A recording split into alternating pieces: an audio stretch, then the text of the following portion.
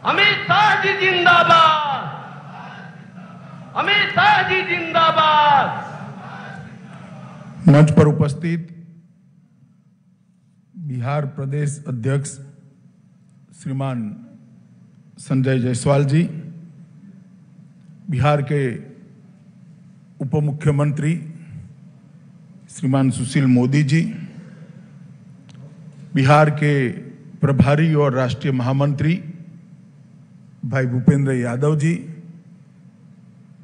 नंद किशोर यादव जी, मंगल पांडे जी, श्री प्रेम कुमार जी, हमारे संगठन मंत्री श्री नागेंद्र जी, श्री शिवनारायण जी, यहाँ पर मेरे साथ उपस्थित केंद्रीय मंत्रिमंडल में मेरे साथी सांसद श्री रविशंकर जी, नित्यानंद राय जी, अश्विनी चौबे जी, आर.के. सिंह जी, शहनवाज हुसैन जी, राजीव प्रताप रूडी जी, और आज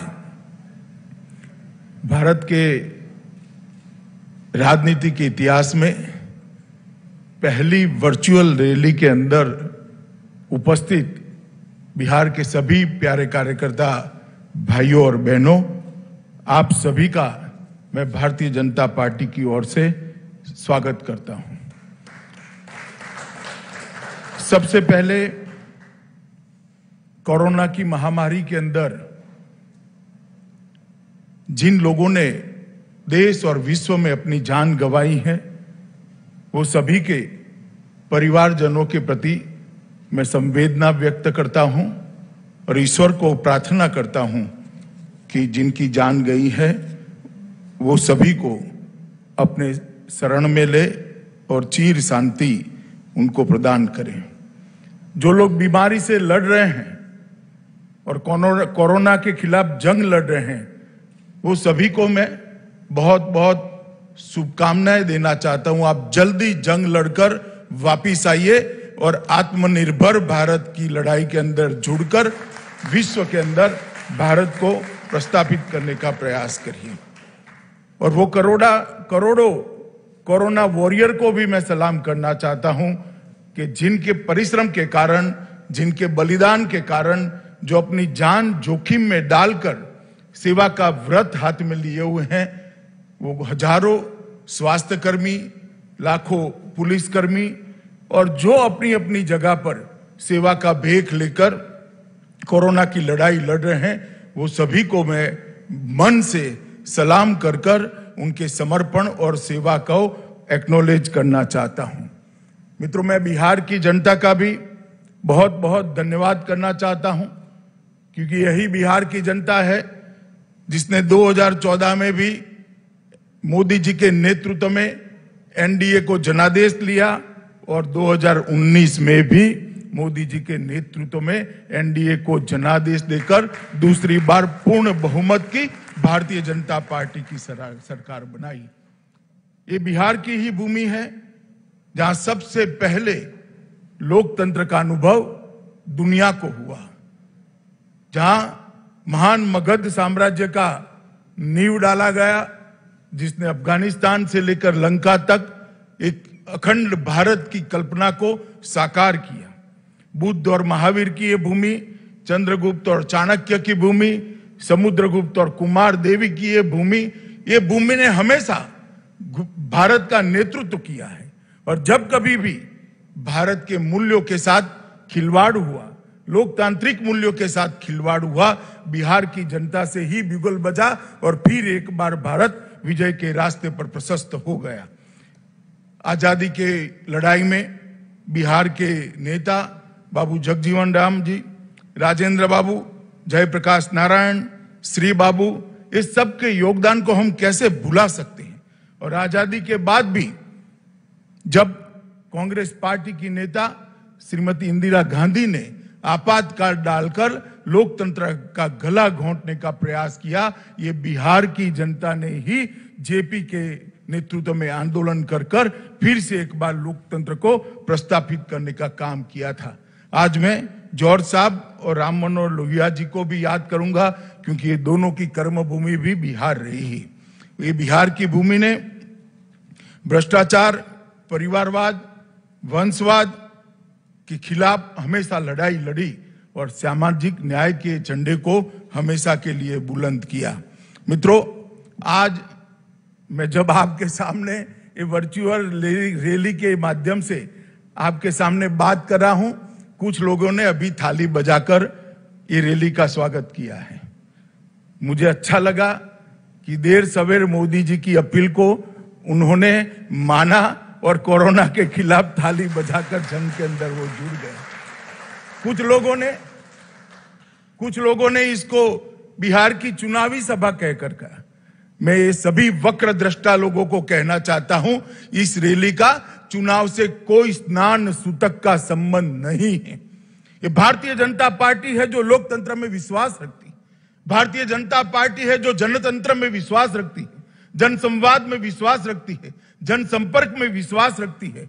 अब जब कोरोना की महामारी के सामने हम सब लड़ रहे हैं, कैसे संपर्क हो सकता है? तो क्या सब अपने घर पे बैठे रहे? हम जनसंपर्क का हमारा संस्कार गंवा दे? हम जनसंपर्क के संस्कार को बचाए रखना चाहते हैं। मैं जगत प्रकाश नड्डा जी, भारतीय जनता पार्टी के राष्ट्रीय अध्यक्ष जी को बहुत बहुत बधाई देता हूं कि 75 वर्चुअल रैली के माध्यम से देश भर की जनता का हर मंडल तक संपर्क करने का उन्होंने जरिया प्रदान किया है। और ये रैली कोई चुनावी रैली नहीं है। ये रैली कोई राजनीतिक दल के गुणगान गाने की रैली नहीं है।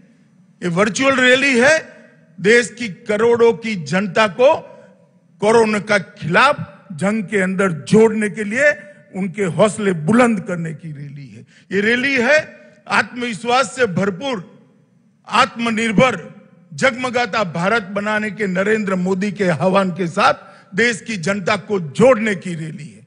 जो वक्रदृष्टा लोग इसमें भी राजनीति देखना चाहते हैं, मैं उनको पूछना चाहता हूं, किसने रोका है भैया आपको? दिल्ली में बैठकर मौज करने की बजाय पटना से दरभंगा तक एक वर्चुअल रैली ही कर लेते। किसने रोका था? मगर मैं इन पर ज्यादा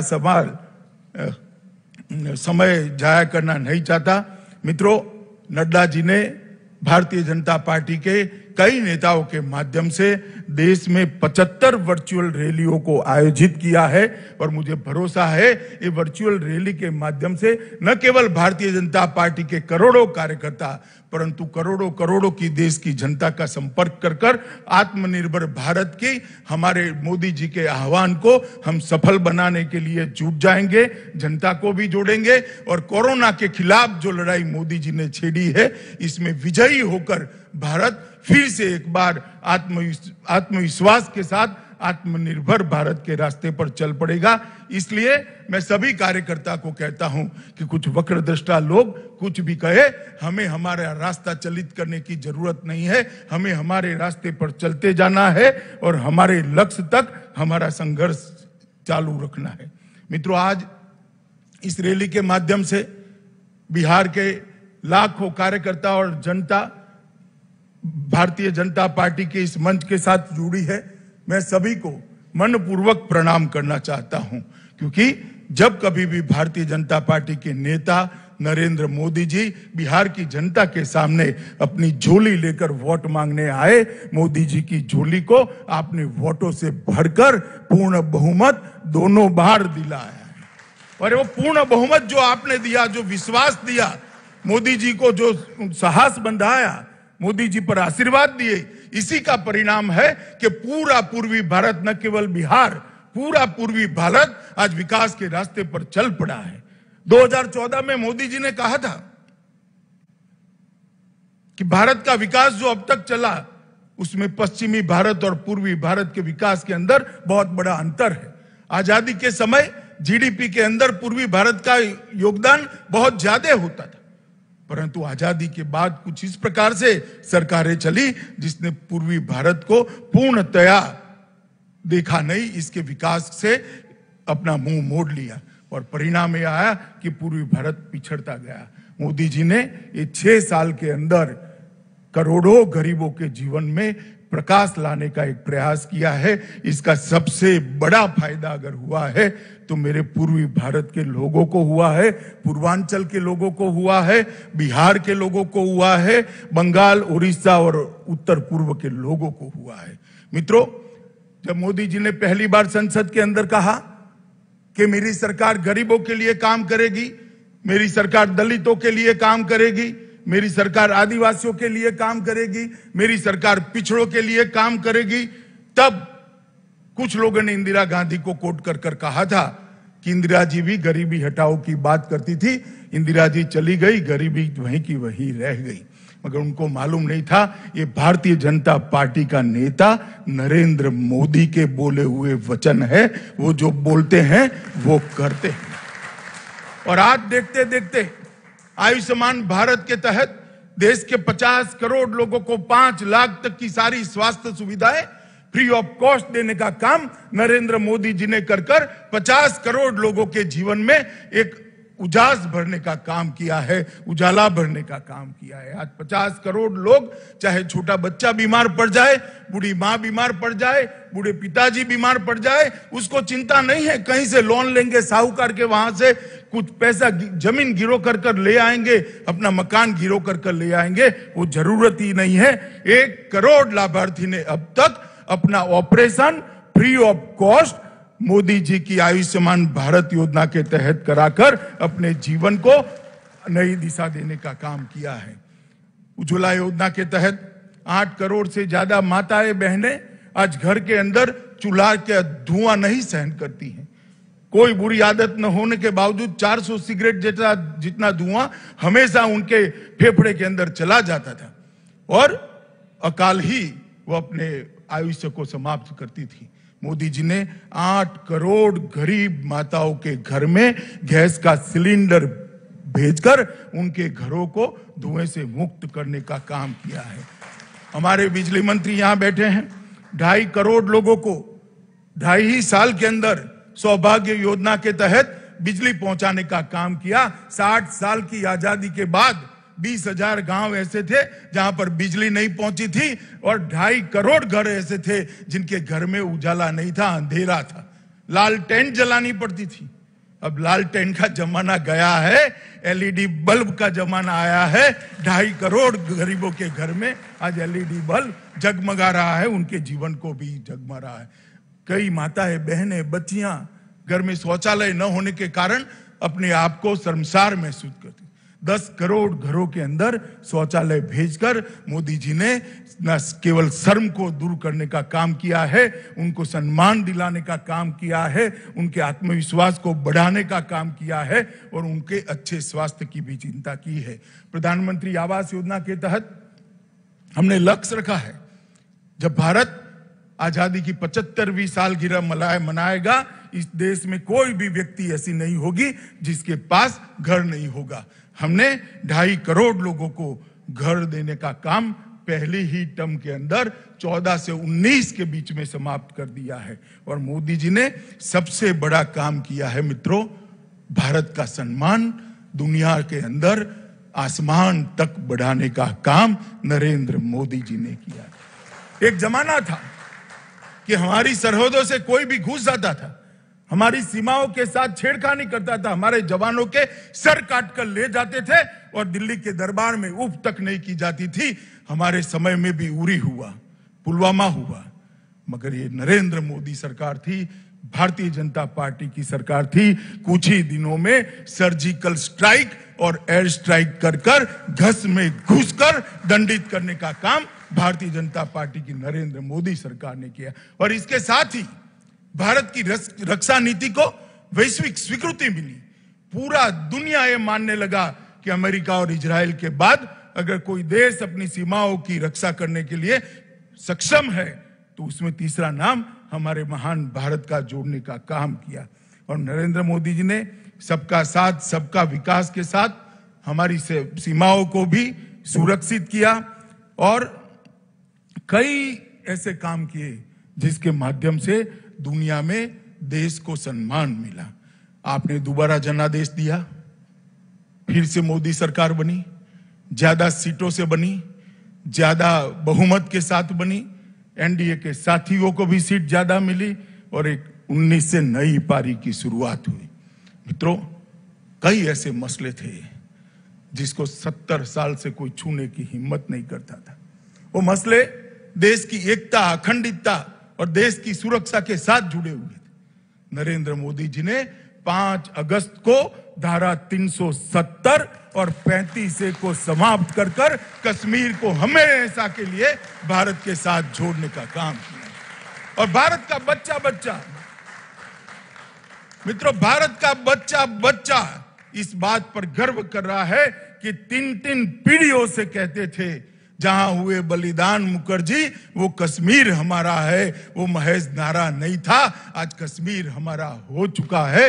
वो बात को मोदी जी ने सबको। ट्रिपल तलाक एक ऐसा मसला था, करोड़ों मुस्लिम माताएं और बहनें अपने आप को अपमानित महसूस करती थी, उनको उनका अधिकार नहीं मिलता था।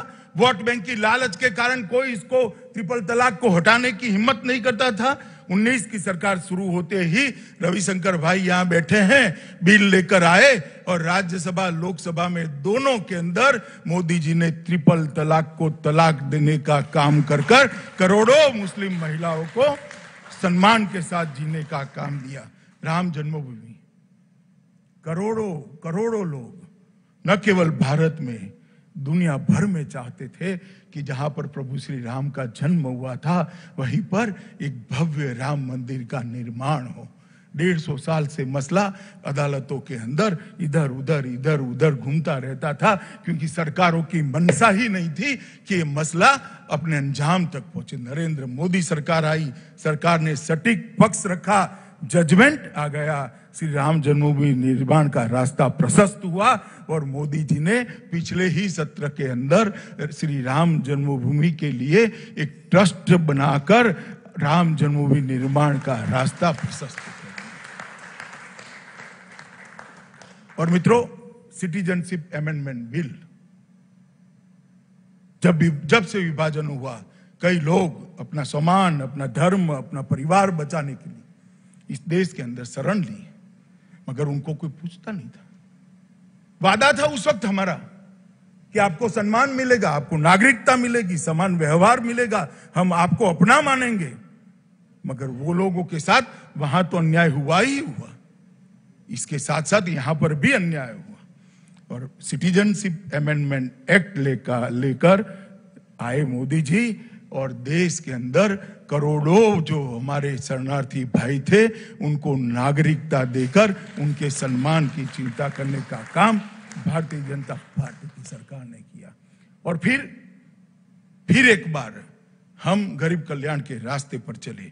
आवास, बिजली, एलपीजी सिलेंडर, बैंक अकाउंट, स्वास्थ्य की सेवाएं, ये सब तो हम 14 से 19 में ही दे चुके थे।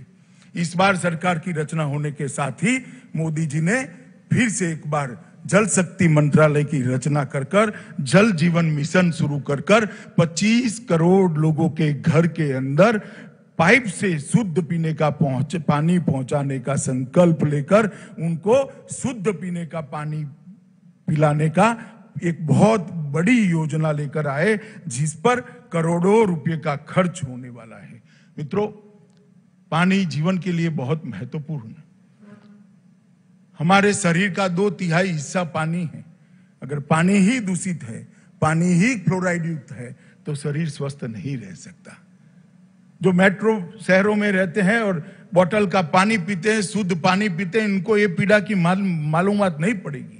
मैं गुजरात से आया हूं, 1200 फीट नीचे पानी चला गया है, पानी के अंदर फ्लोराइड आया है। ऐसे एरिया में मैंने युवाओं को देखा है, 25 साल के युवा के बाल सफेद हो जाते हैं, रीढ़ की हड्डी टेढ़ी हो जाती है और धीरे धीरे जीवन के साथ संघर्ष करने का उसका क्षमता खत्म हो जाती है। मोदी जी ने 25 करोड़ ऐसे लोग जिनके घर के अंदर शुद्ध पीने का पानी नहीं जाता था, वहां पानी पहुंचाने का संकल्प कर इन करोड़ों लोगों के जीवन में उजाला भरने का काम किया है।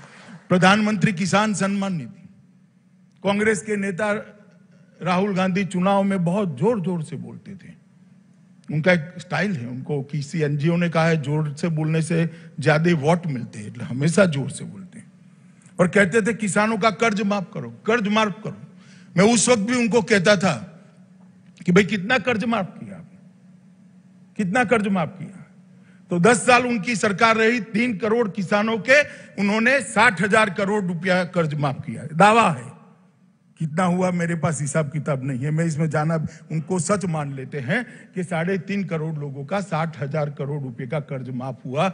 मोदी जी ने किसान सम्मान निधि के माध्यम से 9.5 करोड़ किसानों को 72,000 करोड़ रुपया सीधा इसके बैंक अकाउंट में डाला और अब ये हमेशा के लिए जाने लगा। आपने 10 साल के अंदर 3.5 करोड़ किसानों के लगभग 60,000 करोड़ रुपया दिया। हम हर साल की 9.5 करोड़ किसानों को 6,000 रुपया देने वाले हैं। मित्रों, किसान, मजदूर, छोटे दुकानदार, असंगठित क्षेत्र के मजदूर, इनके लिए पेंशन की योजना शुरू की। छोटे व्यापारियों के लिए व्यापारी बोर्ड का गठन किया। CDS, chief of defence staff, इसकी चर्चा तो बहुत होती थी, किसी में हिम्मत नहीं थी इसको करने की। सभी सेनाओं को, तीनों हमारे विंग को विश्वास में लेते हुए सीडीएस की रचना की और आज सीडीएस काम कर रहे हैं। 1 रैंक 1 पेंशन का वादा भी पहली ही टर्म में हमने समाप्त कर दिया था और लगभग 400 नए एकलव्य आवासीय विद्यालय आदिवासी बच्चों के लिए बनाने का संकल्प नरेंद्र मोदी जी ने दिया। मित्रों, एक बात बहुत सुर्खियों में नहीं आई है। कांग्रेस सरकार आरसेप की चर्चा चालू कर गई थी। आरसेप क्या व्यापार करार होता तो आज हमारा छोटा व्यापारी, छोटा उद्यमी, एमएसएमई, किसान, मछली पकड़ने वाला मछुआरा, ये सब तबाह होने वाले थे। नरेंद्र मोदी जी ने दृढ़ता के साथ निर्णय किया, जो मेरे छोटे किसान के हित का नहीं, जो मेरे छोटे व्यापारी के हित का नहीं, जो मेरे छोटे उद्यमी के हित का नहीं है, जो मेरे मछुआरे के हित का नहीं है, इसके साथ भारत कभी जा नहीं सकता। और हमने आरसेप से अपने आप को अलग कर भारत के सम्मान को फिर से एक बार दुनिया के पटल पर रखने का काम किया और आरसेप समझौते से बाहर निकले। मित्रों, अभी ढेर सारा विपक्ष कोरोना के काल के अंदर, अभी मैंने टीवी पर देखा, थाली बजा रहे थे मोदी जी की अपील पर। मैं सबको कहना चाहता हूं कि आप नुक्स निकालते हैं। कोई यहां से स्वीडन का इंटरव्यू लेता है, कोई यहां से किसी का इंटरव्यू लेता है, कोई अमेरिका में इंटरव्यू लेता है, मगर मोदी जी ने पूरे भारत को जोड़कर एक मजबूत लड़ाई, वैश्विक महामारी के खिलाफ लड़ने का नेतृत्व प्रदान किया। मित्रों, मैंने लाल बहादुर शास्त्री जी के बाद कोई भी ऐसा नेता नहीं देखा है जिसकी अपील पर पूरा देश एकजुट होकर आ जाए। जनता कर्फ्यू भारत के लोकतांत्रिक इतिहास के अंदर स्वर्णिम अक्षरों में लिखा जाएगा कि देश के एक नेता की अपील पर कोई पुलिस बल का उपयोग किए बगैर पूरे देश ने घर के अंदर रहकर अपने नेता की अपील का सम्मान किया। चाहे उन्होंने थाली और घंटी बजाने का कहा, चाहे दिया जलाने का कहा, चाहे सेना के जवानों ने आकाश के अंदर उड़कर सभी कोरोना वॉरियर का सम्मान करने के लिए आसमान से पुष्प बरसाने की बात करी।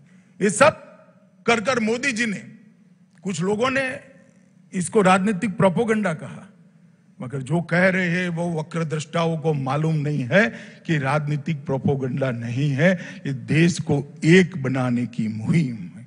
और मैं आज सभी कार्यकर्ताओं को, सभी बिहार की जनता को कहने आया हूं कि अब तक राष्ट्रीय महामारियां जब आती थी, कुदरती आपदाएं आती थी, सिर्फ सरकारें इसके खिलाफ लड़ती थी।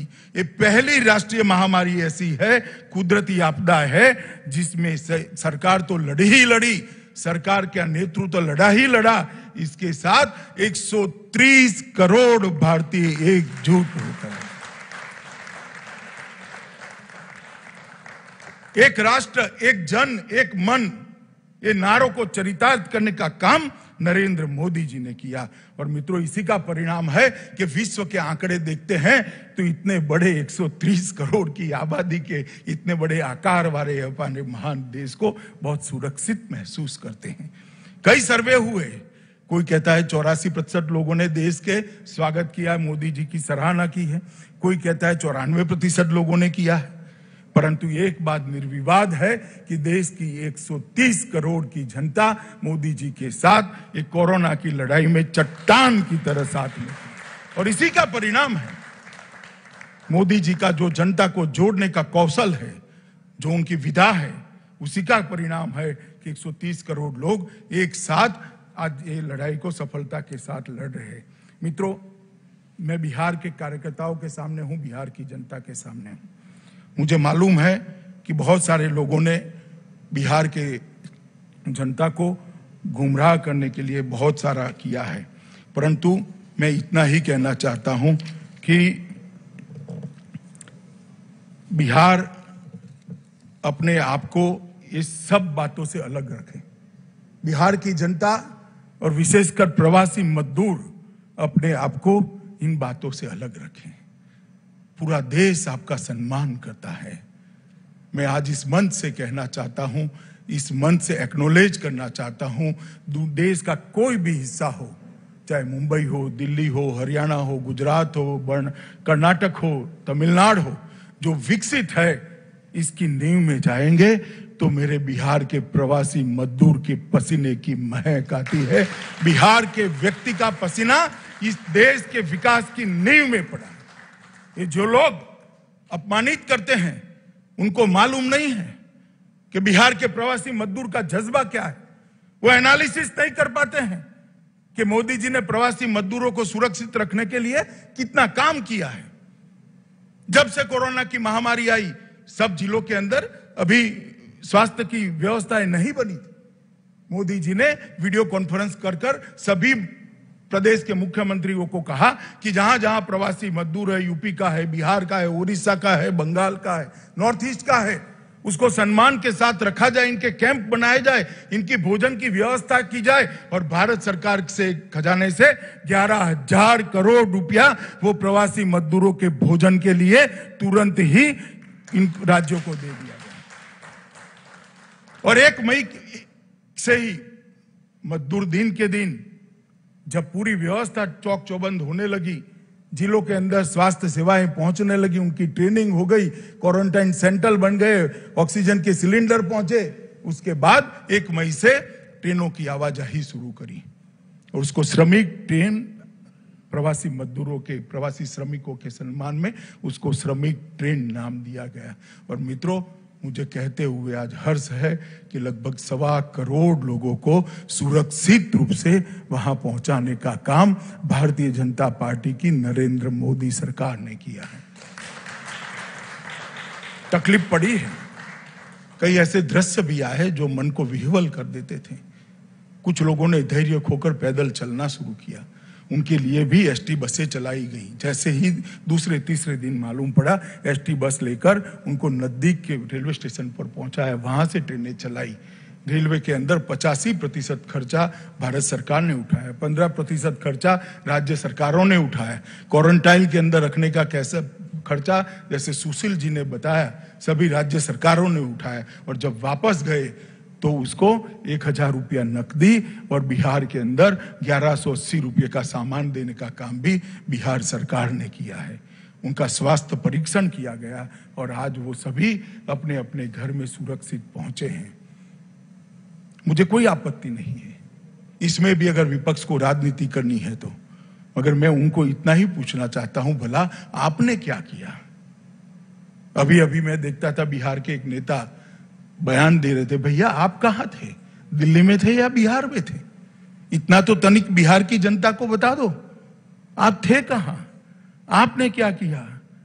हमने प्रयास किया है और ये कोई छोटा मोटा काम नहीं था। 1.25 करोड़ लोगों को देश के एक कोने से देश के दूसरे कोने तक पहुंचाना, हजारों ट्रेनें चलाई गई, ट्रेन के अंदर भोजन दिया गया, स्वास्थ्य की चिंता की गई, उनको पानी दिया गया, उनको क्वारंटाइन सेंटर के अंदर स्वास्थ्य परीक्षण किया गया, इनके क्वारंटाइन सेंटर के अंदर भोजन की व्यवस्था कर दी गई और बसों के माध्यम से घर तक पहुंचाने की व्यवस्था कर दी गई। बहुत बड़ा प्रयास था और मैं मानता हूं और आज इस मंच से देश के प्रधानमंत्री को अभिनंदन देना चाहता हूं कि संवेदना के साथ ये काम उन्होंने बहुत अच्छे तरीके से किया है।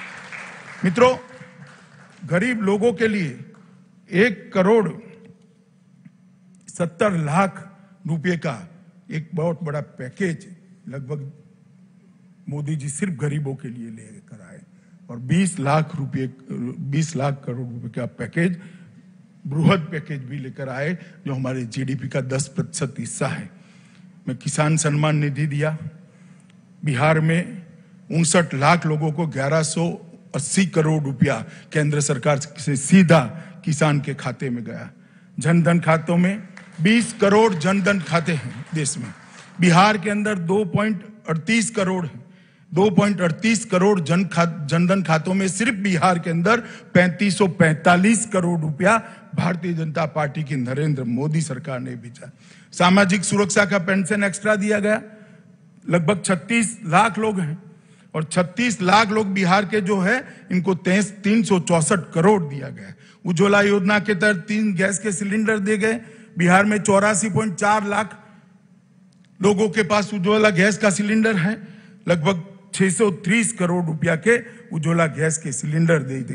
कुल बिहार के अंदर ही, मैं सिर्फ बिहार का आंकड़ा कहता हूं कि आज बिहार की जनता से बात कर रहा हूं, 4 करोड़ लोगों में 5720 करोड़ रुपया सीधा बैंक अकाउंट में पहुंचाने का काम ये भारतीय जनता पार्टी नरेंद्र मोदी।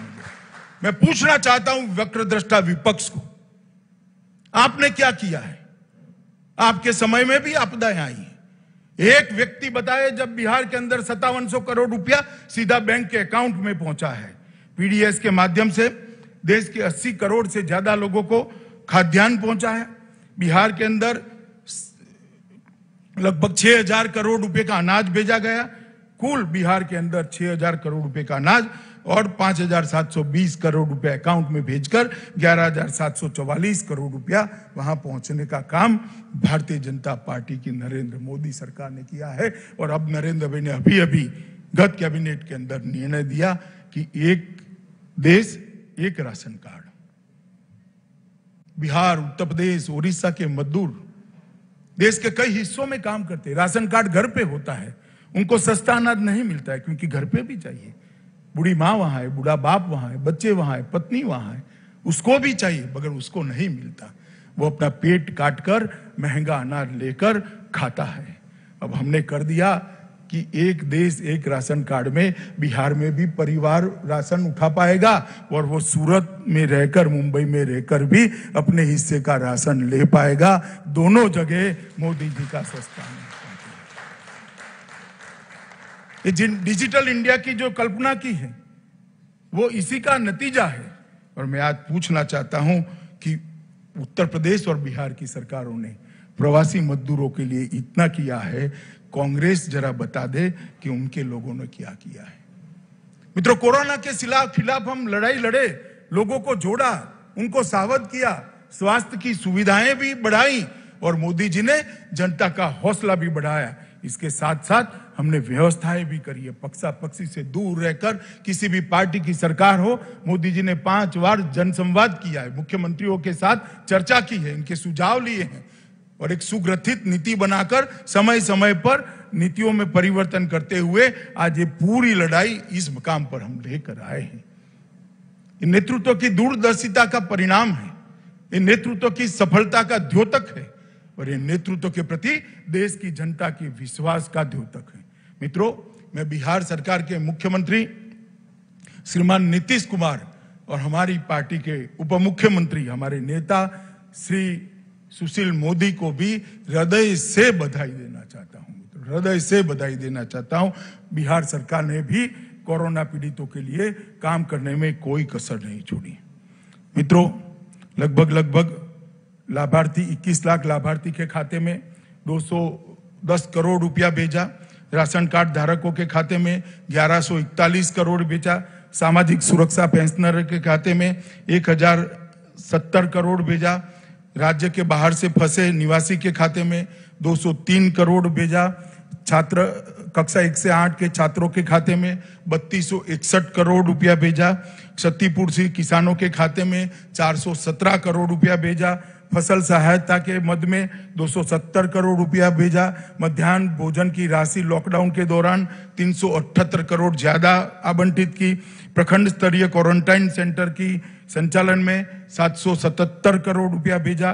कोरोना की जांच और साधनों की उपलब्धि में 703 करोड़ खर्च किया और पंचायत स्तर पर 160 करोड़ के मास्क, साबुन और सैनिटाइजर का वितरण किया। कुल मिलाकर बिहार जैसे राज्य जिसके पास बहुत बड़ी लिबर्टी नहीं है, उसने भी खजाना खोलकर मन खोलकर 8,538 करोड़ रुपया कोरोना की लड़ाई के अंदर लोगों को सीधा पहुंचाने का काम किया है। मैं इसलिए बताता हूं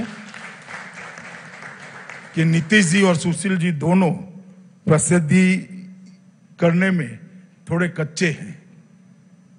वो रोड पर खड़े रहकर विरोध में थाली नहीं बजाते हैं, वो चुपचाप सहायता के लिए काम करने वाले लोग हैं और बहुत अच्छी तरीके से नीतीश कुमार जी के नेतृत्व में, सुशील मोदी के नेतृत्व में बिहार सरकार ने लड़ाई को लड़ी है। मैं बहुत बहुत साधुवाद भारतीय जनता पार्टी के कार्यकर्ता के नाते और देश के गृह मंत्री के नाते भी उनको देना चाहता हूं। मित्रों, मोदी जी ने 6 साल के अंदर बिहार के लिए ढेर सारा काम किया है। ये नई टर्म के अंदर ही हमने 20 लाख करोड़ का जो पैकेज दिया, इससे बिहार के शहद, सब्जी, मछली, दूध और औषधीय खेती को बढ़ावा मिलेगा। पशुपालन को 100% टीकाकरण से मदद मिलेगी। 10,000 करोड़ रुपया माइक्रो फूड एंटरप्राइज को दिया है। इसमें मखाना को हमने रखा है उत्पादन में पहले स्थान पर, जो अभी मखाना है इसके क्लस्टर डेवलप करने के लिए भी योजना बनाई है। इसी प्रकार से 20,000 करोड़ रुपया मत्स्य संपदा के लिए रखा है। बिहार नदियों से भरा हुआ प्रदेश है, तालाबों से भरा हुआ प्रदेश है, इसका भी बिहार को बहुत बड़ा फायदा होने वाला है। लगभग मधुमक्खी पालन के लिए हमने 500 करोड़ रुपया दिया है और एमएसएमई जिसका फायदा बिहार जैसा प्रदेश सबसे ज्यादा उठा सकता है, लगभग 3 लाख करोड़ की बैंक गारंटी भारत सरकार ने दी है और 20,000 करोड़ का हमने फायदा दिया है। मित्रों, मोदी जी ने 2015 में बिहार के विकास के लिए 1,25,000 करोड़ का पैकेज दिया था। तब विपक्ष मजाक उड़ाता था। मैं आज हिसाब लेकर आया हूं, वो 1,25,000 करोड़ में से क्या हुआ। महामार्ग निर्माण के 54,000 करोड़, ग्रामीण सड़क के 14,000 करोड़, रेलवे के 9,000 करोड़, हवाई अड्डों के सुधार के लिए 2,700 करोड़, पर्यटन के लिए 600 करोड़, कौशल विकास के लिए 1,525 करोड़, पेट्रोलियम और गैस के लिए 21,000 करोड़, बिजली के लिए 16,000 करोड़, शिक्षा के लिए 1,000 करोड़ और स्वास्थ्य के लिए 600 करोड़, डिजिटल बिहार के लिए और 450 करोड़ का खर्च हम समाप्त कर चुके हैं और काम जमीन पर दिख रहा है। यही बताता है कि जो मोदी जी कहते हैं वो करते हैं। और मोदी जी ने जो कहा था, सबका साथ, सबका विकास और सबका विश्वास, इस सूत्र को इस 1.25 लाख करोड़ के पैकेज से चरितार्थ करने का काम किया। बैरोनी रिफाइनरी की क्षमता बढ़ाई गई, लगभग 14,000 करोड़। बैरोनी स्थित फर्टिलाइजर के अंदर 7,083 करोड़ रुपए का पुनर्निर्माण का खर्चा किया। बैरोनी के अंदर प्रोपिलीन यूनिट की स्थापना की, नए 1,200 करोड़ लगाए। बैरोनी रिफाइनरी में BS6 फ्यूल को कार्यान्वित करने के लिए और 1,500 करोड़ लगाए। 670 किलोमीटर लंबी जगदीशपुर हल्दिया पाइपलाइन परियोजना को 2,300 करोड़ रुपए के माध्यम से शुरू किया गया। पारादीप हल्दिया दुर्गापुर LGP पाइपलाइन का विस्तार शुरू किया, इसके लिए 1,800 करोड़ आवंटित किए। NHAI ने 48 योजना में 54,700 करोड़ रुपया आवंटित किया। प्रमुख नदियों गंगा, सोन, कोसी के सेतुओं का निर्माण चालू है, कई जगह पूर्ण होगा। दक्षिण बिहार को उत्तर बिहार से जोड़ने वाला मोकामा से सिमरिया का पुल 8 किलोमीटर लंबा पुल, इसके लिए 1,161 करोड़ रुपया देकर काम प्रारंभ हो गया है। पटना गंगा नदी में दूसरा सेतु बनाने का काम शुरू हो गया है।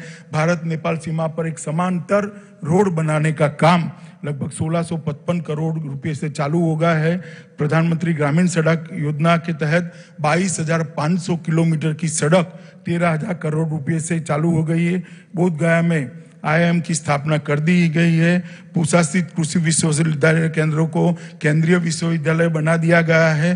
कृषि के लिए लगभग बांबू और पशु सीमेंट केंद्र का 130 करोड़ का सेंटर बनाया गया है। एयरपोर्ट में 1200 करोड़ की लागत से पटना एयरपोर्ट का विस्तार हो रहा है। दरभंगा में 100 करोड़ की राशि से नया एयरपोर्ट तैयार हो रहा है। स्वास्थ्य में दरभंगा में एम्स बनाने की हमने शुरुआत की है। पटना, भागलपुर, दरभंगा, मुजफ्फरपुर और गया मेडिकल कॉलेज को अपडेट करने के लिए 600 करोड़ रुपया खर्च किया गया है।